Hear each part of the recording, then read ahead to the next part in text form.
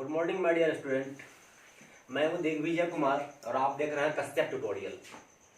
और अभी तक आप तक मेरे चैनल को सब्सक्राइब नहीं किया हो आपने तो कृपया सब्सक्राइब कर दीजिएगा मेरे चैनल को। और अधिक जानकारी के लिए मैं आपको इस वेब सीरीज का बायोलॉजी का सारा चैप्टर करवाऊंगा आपको, ठीक है। तो आज हम लोग एनसीईआरटी पढ़ेंगे और एनसीईआरटी का चैप्टर नंबर 6 हम लोग टोटली आज 10th क्लास को पढ़ने वाले हैं, ठीक। 10th standard 10th chapter number 6 and the name of the chapter is life process. This is the 6th chapter of the book NCERT, okay. और इस लाइफ प्रोसेस में क्या क्या होता है, कैसे प्लांट के बारे में क्या होता है, एनिमल के बारे में क्या होता है, हम सब डिटेल से पढ़ेंगे यहाँ पे, ठीक है। तो थोड़ा हम लोग डेमो देते हैं। स्टार्टिंग में जो आपका फर्स्ट पेज में दिया हुआ है, पेज नंबर 93 में दिया हुआ है, जो थोड़ा सा मैं ओवरव्यू लेता हूँ, ठीक है। देखिए यहाँ पे, how do we tell the difference between what is alive and what is not alive. ये किसी चीज को कैसे पहचानेंगे, कोई चीज अलाइव है, जिंदा है या जिंदा नहीं है, कैसे पहचानेंगे, ठीक है। If we see a dog running, अगर हम देखते हैं कोई कुत्ता दौड़ रहा है, ठीक। काउ च्यूइंग, काउ कोई च्यूइंग कर रही है। ए मैन शाउटिंग लाउडली, कोई इंसान जोर से चिल्ला रहा है ऑन द स्ट्रीट, ठीक है। We know that these are living beings, तो हम लोग इसको जानते हैं कि ये लिविंग बींग्स है। व्हाट इफ द डॉग और काउ और द मैन बेयर स्लीप, वो क्या होगा जब आपका डॉग है, मैन है और काउ जब सोता रहेगा तो क्या होगा, जरा सोचिए। ये देखिए भाई, डॉग रनिंग को देखिए हम पहचान सकते हैं। ये देखिए भाई, काउ कैसे च्यूइंग कर रही है ना। देखिए अच्छे से भाई आप च्यूइंग मत कीजिएगा, ठीक है। ये कैसे कोई मैन कोई साउट कर रहा है, चिल्ला रहा है, ठीक है। देखिए, we would still think that they are alive, हम फिर भी सोचते हैं क्या वो लोग अलाइव है। But how did we know that, हम कैसे जानेंगे कि वो अलाइव है, ठीक है ना। अगर मान लीजिए कि वो डॉग है, काऊ है या मैन है, अगर सो रहा है, वेयर स्लीप, सोया हुआ है, तो कैसे पहचानेंगे भाई जिंदा है या मर गया है वो। तो we would still think that they are alive, but how did we know that, ये क्वेश्चन है यहाँ पे, कैसे हम जानेंगे अगर कुत्ता सोया हुआ है फिर भी हम जान लेते हैं कि जिंदा है, ठीक है। तो we see them breathing, हम क्या देखते हैं उसको, ब्रीदिंग। तो यहाँ पे ब्रीदिंग बहुत इंपॉर्टेंट टॉपिक है, हम लोग डिस्कस करेंगे ब्रीदिंग के बारे में, ठीक है। Intake of oxygen and exhale of CO2, this is called breathing. And we know that they are alive, और हम इनसे जानते हैं कि वो अलाइव है। अभी देखिए, व्हाट अबाउट प्लांट, तो एनिमल के बारे में हो गया भाई। प्लांट के बारे में कैसे जानेंगे आप, what about plant, how do we know that they are alive, हम प्लांट को कैसे जानेंगे कि वो अलाइव है भाई। तो अगर प्लांट हरा है तो सोचेंगे अलाइव है, अगर हरा नहीं है तो सोचेंगे अलाइव नहीं है। लेकिन ऐसा कहना गलत है। कभी कभी किसी प्लांट का देखिएगा ना, पत्ता उसका ना डिफरेंट कलर का होता है, जो हरा नहीं होता है, थोड़ा बहुत हरा भी होता है, थोड़ा डिफरेंट कलर का होता है, तो वेरीगेटेड लीव्स उसको बोलते हैं हम। तो उससे हम पता नहीं कर सकते हैं, अगर हरा नहीं है फिर भी हम वो जिंदा है, लेकिन हम पता नहीं कर सकते हैं, इसलिए प्लांट में थोड़ा मुश्किल होता है। वी सी देम ग्रीन, हम ग्रीन देखते हैं। Some of us will say, but what about the plants that have leaves of colour other than green, उन पौधों का क्या जिसका पत्ता हरा से अलग कलर है कोई। So they grow over time, वो लोग टाइम के अकॉर्डिंग ग्रो करते रहते हैं। So we know that they are alive, हम इनसे जानते हैं कि वो भाई ग्रो कर रहा है। 10 दिन के बाद, 10 दिन पहले देखा था छोटा था, 10 दिन के बाद बड़ा हो गया, फिर 15 दिन बाद और बड़ा हो गया, 1 महीने बाद और बड़ा हो गया, तो हम समझते कि अलाइव है। Some will say, in other words, we tend to think of some sort of movement, हम कुछ मूवमेंट को देखते हैं भाई, जैसे में आइदर ग्रोथ या ग्रोथ देख रहा है, ग्रोथ रिलेटेड हो गया, और not as common evidence for being alive, ये ग्रोथ जो रिलेटेड है ये लिविंग थिंग्स के लिए कॉमन एविडेंस है, ठीक है। But A plant that is not visibly growing is still alive, लेकिन उस प्लांट को देखिए जो जिसको हम देख नहीं सकते हैं ग्रो करते हुए, लेकिन फिर भी वो अलाइव है, जिंदा है। And some animals can breathe without visible movement, कुछ जानवर है जो कि अलाइव है लेकिन उसका मूवमेंट विजिबल नहीं है हम लोगों के लिए। So using visible movements as the defining characteristics, सिर्फ विजिबल मूवमेंट को डिफाइनिंग कैरेक्टरिस्टिक्स मानना उचित नहीं होगा। किसके लिए, तो of the life of the life के लिए इज नॉट इनफ। देखिए movements over very small scale, जो बहुत छोटे स्केल पे मूवमेंट होता है will be invisible to the naked eye, हमारे नेकेड आई से वह इज इनविजिबल है, हम देख नहीं पाते हैं जो बहुत छोटे स्केल पर मूवमेंट होता है। जैसे मूवमेंट ऑफ मॉलिक्यूल्स, जो मॉलिक्यूल का मूवमेंट आपके बॉडी में हो रहा है क्या उसका आप देख पा रहे हैं, फिर भी आप जिंदा है।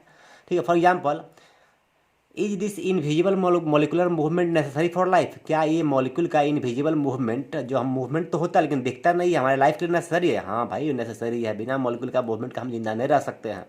If we ask this question to professional biologist, अगर इसी क्वेश्चन को हम प्रोफेशनल बायोलॉजिस्ट से पूछेंगे, भाई क्या पूछेंगे, दे विल से यस, वो बोलेंगे हाँ। In fact viruses do not show any molecular movement, virus कोई मॉलिकुलर मूवमेंट शो नहीं करता है। ठीक है, in them until they infect some cell, फिर भी वो किसी न किसी सेल को इन्फेक्ट कर देता है। And that is partially why there is controversy about whether they are truly alive और नॉट। यही इसलिए कि इसके लिए इसीलिए एक कंट्रोवर्सी है भाई कि भाई वायरस ट्रूली अलाइव है या नहीं है, जिंदा है या नहीं है। ठीक है, why are molecular movements needed for life, ये मॉलिक्यूल का मूवमेंट लाइफ के लिए क्यों नेसेसरी होता है? अगर मान लीजिए आप ऑक्सीजन सांस ले रहे हैं, आप ऑक्सीजन है, अगर ऑक्सीजन का मूवमेंट नहीं होगा तो आप जिंदा रह लीजिएगा नहीं ना। प्लांट भी वैसा ही है, उसमें भी ऑक्सीजन का मूवमेंट नहीं होगा, जिंदा नहीं रहेगा। मतलब मॉलिक्यूल का मूवमेंट जरूरी है। आपका ब्लड में भी बहुत सारे मॉलिक्यूल्स होते हैं, उसका मूवमेंट जरूरी है। We have seen in earlier classes that living organism are well organised structure, living organism क्या होता है, ये वेल ऑर्गेनाइज्ड स्ट्रक्चर्स है। दे कैन हैव टिश्यू, जो इसके पास टिश्यू होगा, टिश्यू मीन्स क्या होता है पता है ना आपको, group of cells. Tissues have cells, हाँ मैंने बोला अभी, cells have a smaller component in them, cell के पास छोटे छोटे कंपोनेंट होते हैं। एंड सो ऑन, सेल के पास क्या कंपोनेंट होता है, तो सेल ऑर्गेनेल होता है कंपोनेंट भाई, माइटोकॉन्ड्रिया है, गोल्जी बॉडी है, साइटोप्लाज्म है, सेंट्रोमियर है, नहीं एंडोप्लाज्मिक रेटिकुलम है, गोल्जी बॉडी है, ये सब आपका सेल का कंपोनेंट है। And so on, because of the effect of environment, environment के इफेक्ट के कारण this organised ordered nature of because of the effect of environment, environment के इफेक्ट के कारण क्या बोल रहा है कि this organised ordered nature of living structure, living structure के जो ऑर्डर्ड नेचर है, पहले इसका ऑर्डर होगा फिर उसका उसके बाद वो बनेगा सेल। वैसे मान लीजिए सीड सेल है, फिर टिश्यू है, टिश्यू के बाद ऑर्गन है, फिर ऑर्गन सिस्टम है। इस तरह से जो ऑर्डर्ड नेचर है is very likely to keep breaking down over time. ये आपका ऑर्डर्ड नेचर ना ब्रेक होते रहता है। ठीक है, इफ ऑर्डर ब्रेक डाउन, अगर ऑर्डर ब्रेक हो गया, the organism will no longer be alive, तो ऑर्गेनिज्म आपका वो जिंदा नहीं रहेगा आपका। So living creatures must keep repairing and maintaining their structures, तो लिविंग क्रिएचर जो है अपने स्ट्रक्चर को रिपेयरिंग करते रहेगा नहीं। Since all these structures are made up of molecules, क्योंकि सारे स्ट्रक्चर मॉलिक्यूल के बने होते हैं, they must move molecules around all the time, means molecule का मूवमेंट जरूरी होता है हर समय के लिए। What are the maintenance process in living organism, भाई लिविंग ऑर्गेनिज्म में मेंटेनेंस प्रोसेस क्या होता है, कैसे मेंटेन करेगा, तो लेट अस एक्सप्लोर, हम लोग पढ़ेंगे अब क्या, what are life process. Topic शुरू होता है आपका व्हाट आर लाइफ प्रोसेस। ठीक है, देखिए व्हाट आर लाइफ प्रोसेस क्या होता है भाई, the maintenance function of living organism, भाई लिविंग ऑर्गेनिज्म जो अपने आप को मेंटेन करते हैं। इसे मान लीजिए वो कोई काम नहीं भी कर रहे हैं फिर भी कुछ ना कुछ फंक्शन चल रहा है। इसे मान लीजिए आप सो रहे हैं फिर भी आपके ब्रेन के अंदर बहुत सारे न्यूरॉन्स काम कर रहे होते हैं, आपका लंग्स काम कर रहा है, आपका लीवर काम कर रहा है, आपका किडनी काम कर रहा है, तो ये मेंटेनेंस फंक्शन चलते रहता है। Must go on even when they are not doing anything particular, कुछ खास नहीं कर रहे हैं फिर भी आपका बॉडी के अंदर में बहुत सारा फंक्शन चल रहा है। Even when we are just sitting in, even देखिए even if we are just asleep, जब हम लोग इवन सो भी रहे हैं उसके बाद भी this maintenance job has to go on, ये आपका मेंटेनेंस जॉब चलता रहेगा। ठीक है, the process which together perform this maintenance job are life process, इस मेंटेनेंस जॉब को परफॉर्म करने के लिए जितने सारे प्रोसेस है उस सबको बोलेंगे लाइफ प्रोसेस। जैसे में क्या होता है, खाना खाते हैं आप तो इंगेशन, खाना खाने के बाद में खाने का डाइजेशन होता है तो क्या बोलेंगे उसको हम लोग डाइजेशन बोलेंगे। फिर उसके बाद क्या होता है, खाना डाइजेशन के बाद में क्या होता है, एब्जॉर्प्शन होगा, एसिमिलेशन होगा, खाना ऐसे डिफरेंट बॉडी पार्ट में जाएगा तो एसिमिलेट होगा, ट्रांसपोर्टेशन होगा खाना का, फिर एसिमिलेशन होगा, फिर लास्ट में क्या होगा, खाना जो वेस्ट मटेरियल है उसका इगेशन हो जाएगा। ये सब लाइफ प्रोसेस है, ये सब डिटेल से पढ़ेंगे अंदर हम लोग। Since these maintenance process are needed to prevent damage ये आपका मेंटेनेंस प्रोसेस जो है आपका डैमेज को बचाएगा एंड ब्रेक डाउन को बचाएगा, ठीक है। Energy is needed for them, उसके लिए भाई एनर्जी चाहिए। भाई एनर्जी कहाँ से आएगा, तो बॉडी के बाहर से आएगा। हम लोग रोटी खाते हैं, चावल खाते हैं, ऑयल खाते हैं, सब एनर्जी मिलता है। This energy comes from outside the body of the individual organism, individual organism के बॉडी से बाहर से आएगा ये। So there must be a process of transfer a source of energy from outside the body of the organism, मतलब कि body organism के body से बाहर से कोई एनर्जी आने का कोई प्रोसेस होना चाहिए, ट्रांसफर हो एनर्जी ट्रांसफर होने का कोई प्रोसेस होना चाहिए। क्योंकि आपको पता है कि बिना एनर्जी का वर्क नहीं कर सकते हैं, और वर्क मतलब क्या होता है, एनर्जी, एनर्जी मतलब वर्क। देखिए विच बी कॉल फूड, उसको हम लोग फूड बोलेंगे। The inside to the inside a process be commonly called nutrition, जो खाना हम खाते हैं उसको न्यूट्रिशन बोलेंगे, इंटेक ऑफ फूड। न्यूट्रिशन मतलब क्या होता है बोलिए, एक बार आप खुद बोलिए भाई, न्यूट्रिशन मतलब क्या होगा, तो इंटेक ऑफ फूड, खाना जो खाते हैं न्यूट्रिशन है भाई, रोटी खाते हैं, चावल खाते हैं, सब न्यूट्रिशन है। If the body size of organism is to grow, अगर मान लीजिए किसी ऑर्गेनिज्म का बॉडी ग्रो कर रहा है, additional raw material will be also needed. देखिए बच्चा है जो जन्म लेता है, जब कुछ दिन का होता है उसके बाद धीरे धीरे बच्चा ग्रो करता है, तो ग्रो करने के लिए उसके बॉडी को क्या चाहिए भाई, तो प्रोटीन चाहिए भाई। आपका मसल किसका बना हुआ है, प्रोटीन का बना हुआ है, तो आल्सो बी नीडेड, तो भाई प्रोटीन भी चाहिए आपको। देखिए since life on the earth depends on carbon based molecules, इस अर्थ पे जो लाइफ है किस पे डिपेंडेंट है, कार्बन बेस्ड मॉलिक्यूल में। हम रोटी खाते हैं उसमें कार्बन से बना हुआ है, चावल खाते हैं कार्बन का बना हुआ है, चिकन खाते हैं कार्बन का बना हुआ है, मटन खाते हैं कार्बन का बना हुआ है, पनीर खाते हैं कार्बन का बना हुआ है, तो हम भाई कार्बन पे डिपेंडेंट है। Most of these food sources are also carbon based, तो ज़्यादातर क्या है बोला, ये भी जो फूड सोर्सेस खाते हैं सब कार्बन बेस्ड होता है आपका भाई। Depending on the complexity of which carbon sources, भाई डिफरेंट सोर्स से कार्बन मिल रहा है जैसे हमको, डिफरेंट ऑर्गेनिज्म कैन देन हो गया use different kind of nutritional process, अलग अलग ऑर्गेनिज्म अलग अलग तरह के न्यूट्रिशनल प्रोसेस का फॉलो कर सकते हैं, ठीक है। द आउटसाइड सोर्स क्या, ये देखिए the outside source of energy could be quite varied, भाई बाहर से जो एनर्जी आ रहा है वो वेरी कर सकता है, सबका सब में अलग अलग एनर्जी होगा, ठीक है। Since the environment is not under the control of individual organism, किसी एक ऑर्गेनिज्म के कंट्रोल में इन्वायरमेंट नहीं है भाई, ऐसा नहीं कि आप अकेले पूरा इन्वायरमेंट कंट्रोल कर लीजिएगा और अपने अकॉर्डिंग फूड को ले लीजिएगा, ठीक है। These sources of energy therefore need to be broken down, जो आप सोर्स एनर्जी का जो सोर्स ले रहे हैं, ऐसा नहीं कि चावल खाए उसमें से आपको मिल गया बस एनर्जी मिल गया, नहीं भाई, उसको ब्रेक करना पड़ेगा, चावल को तोड़ना पड़ेगा, आपका स्टमक तोड़ेगा उसको, उसमें से एनर्जी निकालेगा, वो कार्बोहाइड्रेट निकालेगा, फिर रेस्पिरेशन होगा, एनर्जी निकले पड़ेंगे आगे हम लोग। तो needed to be break down हो गया और built up in the body and must be finally converted to a uniform source of energy, उस हम लोग किसी फूड के सोर्स को तोड़ेंगे और उसमें से एनर्जी निकालेंगे, यूनिफॉर्म एनर्जी निकालेंगे, that can be used for the various molecular movement, तो कि जो कि अलग अलग मॉलिक्यूल के मूवमेंट के लिए रिस्पॉन्सिबल होगा। Need for maintaining life structures, जो लाइफ के स्ट्रक्चर को मेंटेन के लिए इम्पोर्टेंट होता है, as well as the kind of molecules the body are necessary. अब भाई जिस तरह का मॉलिक्यूल चाहिए बॉडी को उस तरह का ही मॉलिक्यूल देना पड़ेगा ना उसको। हम तो चावल में भाई कार्बोहाइड्रेट है तो कार्बोहाइड्रेट हम लोग देंगे बॉडी को। अब कार्बोहाइड्रेट क्या करेगा, कार्बोहाइड्रेट का माइटोकॉन्ड्रिया तोड़ेगा, उसमें से एनर्जी निकालेगा, पढ़ेंगे हम लोग ऑक्सीडेशन में। देखिए आ गया ऑक्सीडाइजिंग रिड्यूसिंग रिएक्शन। देखिए ऑक्सीडाइजिंग भाई बहुत इंपॉर्टेंट टॉपिक आपके लिए। ऑक्सीडाइजिंग केमिस्ट्री में पढ़ते हैं। ऑक्सीडेशन माने क्या होता है, इसको अगर ब्रेक जरा कीजिएगा, संधि विच्छेद कीजिएगा हिंदी में। ऑक्सीजोर एडिशन मतलब ऑक्सीजन का एडिशन इज कॉल्ड ऑक्सीडेशन। देखिए एक ऑक्सीजन है, एक क्या है ऑक्सीजन है और दूसरा क्या है इलेक्ट्रॉन हाइड्रोजन। दोनों में दुश्मनी है। एक तरफ एक पार्टी में कौन है इलेक्ट्रॉन है और हाइड्रोजन है और दूसरे पार्टी में कौन है अगेंस्ट पार्टी में। मान लीजिए इंडिया को बोल दिया आपने, नहीं छोड़ दीजिए, मान लीजिए आपने एक पार्टी में क्या बोला इलेक्ट्रॉन को हाइड्रोजन को और दूसरे पार्टी में क्या बोला ऑक्सीजन को, ठीक है दूसरे पार्टी में क्या बोला ऑक्सीजन को। तो ऑक्सीजन अगर आएगा आप में, मान लीजिए आपके बॉडी में ऑक्सीजन आ रहा है तो क्या हो रहा है आपका ऑक्सीजन का एडिशन हो रहा है तो उसको बोलेंगे ऑक्सी एडिशन मतलब ऑक्सीडेशन। अगर मान लीजिए ऑक्सीजन और एक पार्टी दूसरे पार्टी दोनों एंटी पार्टी दुश्मन है तो ऑक्सीजन आएगा तो दोनों कौन निकल जाएगा हाइड्रोजन निकल जाएगा, इलेक्ट्रॉन निकल जाएगा।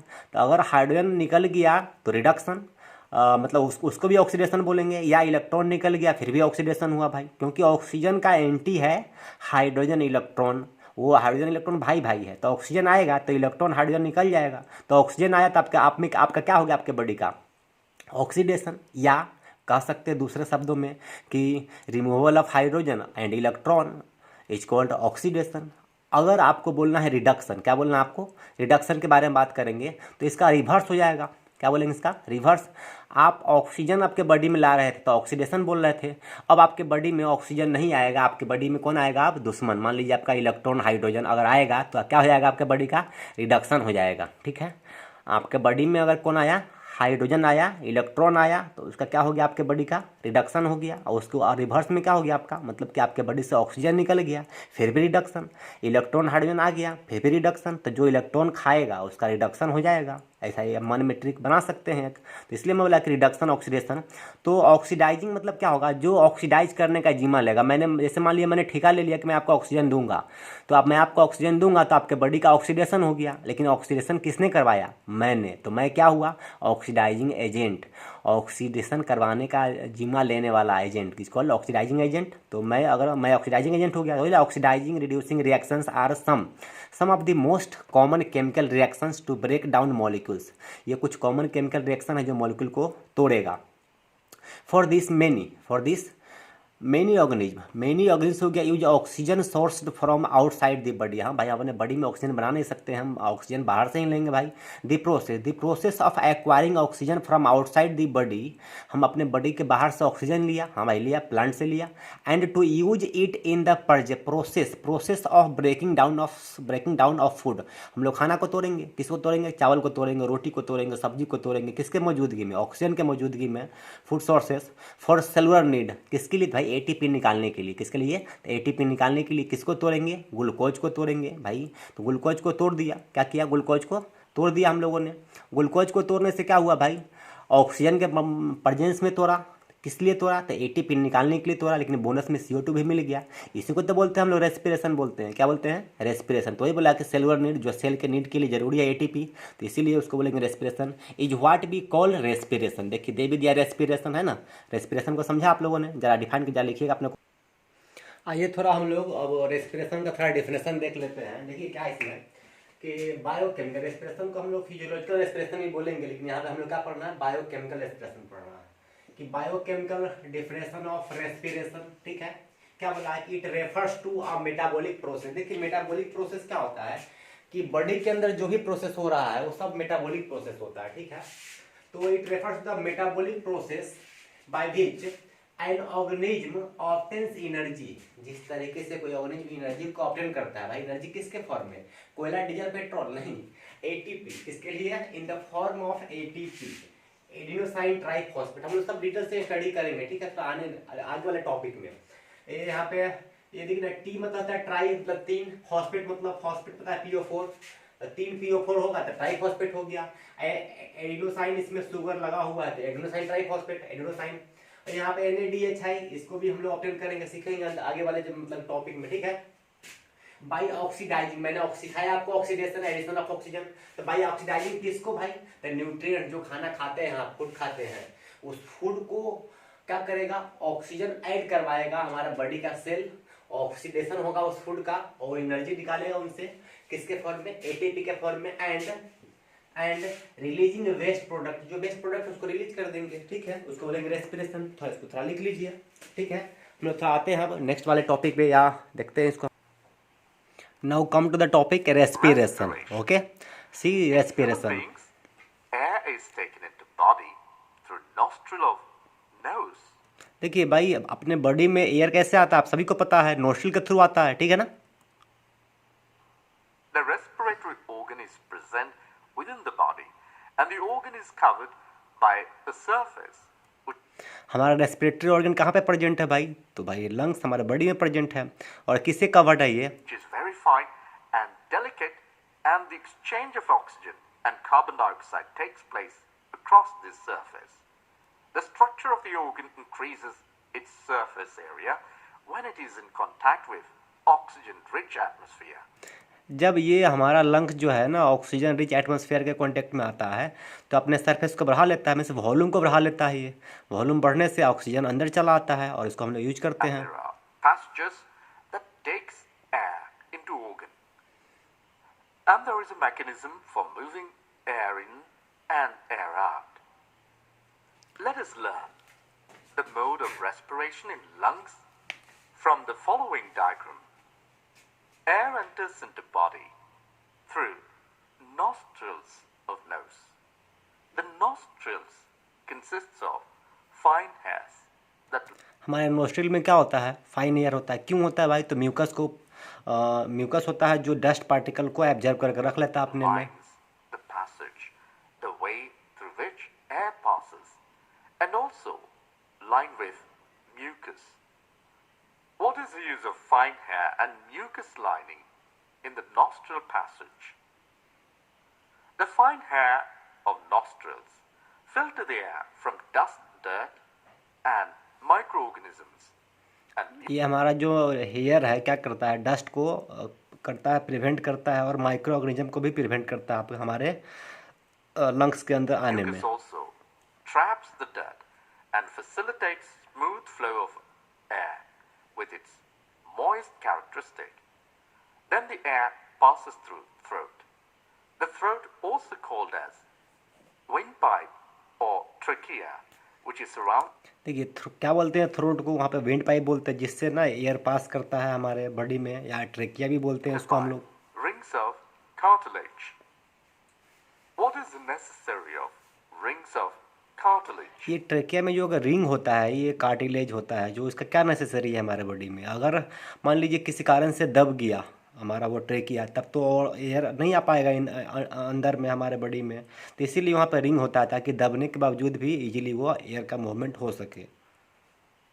ROC helps in free, unrestricted flow of air through windpipe and helps in preventing air passage from collapse. If cartilage rings are absent, then it increases pressure during exhalation on compression of rib cage and wind. मान लीजिए जब CO2 को बाहर निकाल रहे होते हैं और ये दब चुका है, आपका ये ट्रेकिया दब गया है, तो आपको बहुत प्रॉब्लम होगा। मीन्स हम लोग को बहुत प्रॉब्लम होगा कि CO2 को बाहर निकालने के लिए, और इसीलिए ये रिब के ज़रूरी होता है। Pipe will be closed, restricts airflow and interfere normal breathing. Through throat, air passes into lungs. Within lungs, the passage divides into smaller and smaller tubes and finally ends with balloon-like structures which are called as alveoli. अभी देखिए trachea से divide होते चला गया, divide होते होते होते last में कहाँ पहुँच गया, एल्वियोलाई। यहाँ पे आपका लास्ट The पहुँचा ऑक्सीजन आपका। alveoli is the surface where exchange of gases take place. कोई पूछेगा आपसे कि एल्वियोलाई क्या होता है, तो एल्वियोलाई देखिए यहाँ इस फिगर में, एल्वियोलाई एक ऐसा मीन्स ऑर्गन होता है जहाँ पे exchange of gases takes place होता है। यहाँ पे क्या होता है, ये बहुत बड़ा बड़ा ये सब एल्वियोलाई है। यहाँ पे गैस का एक्सचेंज होता है हमारे बॉडी से, हमारे लंग्स से हमारे बॉडी में, या हमारे बॉडी का गैस हमारे इसमें आता है, फिर CO2 फिर बाहर निकल जाता है। इस तरीके से होता है यहाँ पे। The wall of alveoli consists of network of blood vessels. As we all know, when we breathe in, we lift out ribs. Then diaphragm flattens, followed by chest cavity becomes larger, and that gives air is sucked into lungs, and alveoli is filled with air. जब हमारा ये जो diaphragm ऊपर की तरफ आता है, तो हमारा चेस्ट एक्सपेंड करता है, एक्सपेंड करने से वॉल्यूम बढ़ गया, वॉल्यूम बढ़ने से हमारा बाहर का ऑक्सीजन हमारे लंग्स में चला आता है, और लंग्स में आने के बाद लास्ट में कहाँ पे आता है वो ऑक्सीजन, एल्वियोलाई में आता है, और वहाँ से क्या होता है हमारे बॉडी में ट्रांसफ़र हो जाता है। ठीक है। And then blood carries CO2 from all parts of the body and releases CO2 into alveoli. अब देखिए भाई, जिससे मैंने आपको सिखाया कि भाई उसमें रेस्पिरेशन में CO2 का प्रोडक्शन होता है। रेस्पिरेशन में क्या होता है, ग्लूकोज जो है उसका ऑक्सीजन के साथ ऑक्सीडेशन होता है, ब्रेकडाउन होता है, और बाद में क्या करता है, उससे ATP निकलता है और CO2 भी निकलता है। तो जो CO2 हमारे बॉडी में बन रहा है, बॉडी के डिफरेंट सेल में, वो सारे के सारे CO2 कहाँ पे चले आएंगे, हमारे लंग्स में, और लंग्स में कहाँ पे आएंगे, हमारे लास्ट में आएंगे एल्वियोलाई पे, और एल्वियोलाई उस CO2 को कैरी करेगा और लास्ट में हमारे बॉडी से बाहर निकाल देगा हमारे नोस्ट्रिल के through. And that proceeds to the oxygen that is present in the alveoli is taken by blood by alveolar blood vessels. And finally, oxygen is transported to all cells of the body through blood vessels. और last में जो वहाँ पे oxygen है, जो oxygen को लिया हम लोगों ने, उस ऑक्सीजन को अल्वियोला ने लिया और हमारे ब्लड वेसल में डाल दिया और सारे सेल को पहुँचा दिया गया वहाँ से ऑक्सीजन को हमारे बॉडी के अंदर में, जहाँ पे सेल हमारा ऑक्सीजन को यूज करेगा रेस्पिरेशन के लिए। ठीक है, तो ये रहा आपका रेस्पिरेशन के लिए कुछ आपका इम्पोर्टेंट नॉलेज। देखिए, in case of single cell organism, आपने तो देखा होगा, अमीबा को देखा होगा, पैरामीशियम को देखा होगा, बैक्टीरिया को देखा होगा, ये सब क्या होता है, एक सेल से बना होता है, आप सभी लोगों को पता है। No specific organ for taking in food, उसके पास कोई खास ऑर्गन नहीं होता है फूड लेने के लिए। ठीक है, हम लोग जिस तरह हम लोग के पास है ना भाई, स्टमक है, पेनक्रियाज है, लीवर है, इंटेस्टिन है, स्मॉल इंटेस्टिन, लार्ज इंटेस्टिन, हमारा सांस लेने के लिए नोज बना हुआ है, लंग्स बना हुआ है, एल्वियोला है, तो उसके लिए भाई इस तरह कोई स्पेशल ऑर्गन नहीं, क्योंकि एक सेल का बना हुआ ऑर्गेनिज्म है भाई। एक्सचेंज ऑफ गैसेज और रिमूवल ऑफ वेस्ट हो गया, मे बी नीडेड हो गया, बिकॉज उनको ना एक्सचेंज ऑफ गैस या रिमूवल ऑफ वेस्ट नेसेसरी होता है। क्यों? क्योंकि their entire surface of the organism is in contact with the environment, क्योंकि उनका जो इंटायर सरफेस होता है उसके ऑर्गेनिज्म का पूरा एनवायरनमेंट के कॉन्टैक्ट में होता है। ठीक है, but what happens when the body size of the organism increases and the body design becomes more complex, लेकिन उस समय क्या होगा, जब भाई ऑर्गेनिज्म का बॉडी का साइज बढ़ेगा और मोर कॉम्प्लेक्स हो जाएगा, तब जैसे हम लोग हैं इन मल्टी सेलुलर ऑर्गेनिज्म, हम लोग हैं भाई, प्लांट है, एनिमल, सब मल्टी सेल भाई, बहुत सारे सेल से बना हुआ है multi cell organisms. All the cells may not be in direct contact with the surroundings, हम लोग का सारा सेल क्या सराउंडिंग के कॉन्टैक्ट में है? नहीं है भाई। ठीक है, of the environment, the simple diffusion will not meet the requirement of the all the cell, तो सिंपल डिफ्यूजन से सारे सेल का रिक्वायरमेंट फुलफिल हो पाएगा? नहीं हो पाएगा भाई, इसलिए डिफ्यूजन जरूरी है वहाँ पे, और सिंपल डिफ्यूजन। देखिए, थोड़ा आते हैं, थोड़ा डिफ्यूजन को देखते हैं, डिफ्यूजन क्या होता है। देखिए यहाँ पे डिफ्यूजन क्या होता है, डिफ्यूजन बोल रहा है यहाँ पे कि it is the net movement, ध्यान दीजिएगा यहाँ पे नेट मूवमेंट जरूरी है भाई। किसका नेट मूवमेंट होगा? The net movement of anything, कहाँ से कहाँ? तो from a region of higher concentration to a region of lower concentration. Higher concentration मान लीजिए इसमें ये आपका जार ए में है और जार बी में लोअर कंसंट्रेशन है गैस का, तो जार ए से मूवमेंट होगा गैस का जार बी में, जिधर में लोअर कंसंट्रेशन है। तो कुछ बच्चे सोचेंगे भाई कंसंट्रेशन क्या है, कुछ लोग तो जानते हैं, लेकिन जो लोग नहीं जानते जरा सीख लीजिए कंसंट्रेशन क्या होता है। देखिए कंसंट्रेशन क्या होता है यहाँ पे कि द बायोकेमिस्ट्री, हम लोग केमिस्ट्री में भी पढ़ते हैं और बायोलॉजी में भी पढ़ते हैं, तो हम लोग बात करते हैं बायोकेमिस्ट्री, क्योंकि हम लोग बायोलॉजी पढ़ रहे हैं। In biochemistry the term concentration refers to the क्या, measure of the amount of sub component. सब कंपोनेंट मतलब चीनी और पानी को मिलाया तो शरबत बना, सॉल्यूशन बना, तो चीनी एक सब कंपोनेंट है, पानी भी एक सब कंपोनेंट है। तो चीनी की बात करते हैं, सॉलिड की बात करते हैं, उसके मास की बात करते हैं या उसके वॉल्यूम की बात करते हैं, किस में? तो पानी में। क्या बोला यहाँ पे? Major of the amount of sub component in a solution, किसी भी सॉल्यूशन में उसके सब कंपोनेंट का मेजर। ठीक है, फॉर इंस्टांस थोड़ा तरीके मान लीजिए, कंसंट्रेशन ऑफ ए सॉल्यूट मतलब चीनी मान लीजिए, in a solution, solution pertains to the ratio of the mass, किसका मास, और volume of the solute. Solute मतलब चीनी मान लीजिए, पानी में मिलाया तो सॉल्यूट को चीनी मान लिया, और पानी को सॉल्वेंट मान लिया, शरबत को मान लिया सॉल्यूशन। तो क्या बोला कि मास हो या वॉल्यूम हो किसका, चीनी का, of the solute to the mass और वॉल्यूम ऑफ द सॉल्वेंट, किसमें रेशियो होगा, चीनी का मास या वॉल्यूम किसमें, तो पानी के मास या वॉल्यूम में, इसके रेशियो को बोलते हैं क्या हम लोग, कंसंट्रेशन। सभी लोग जानते हैं लगभग, मैं थोड़ा सा रिवाइज करवा दिया आपको कंसंट्रेशन के बारे में। थोड़ा आगे देखते हैं इसका, लिख लीजिए भाई इसको वीडियो को पॉज करके, कोई दिक्कत नहीं है। चलिए थोड़ा आगे चलते हैं, देखते हैं क्या यहाँ पे।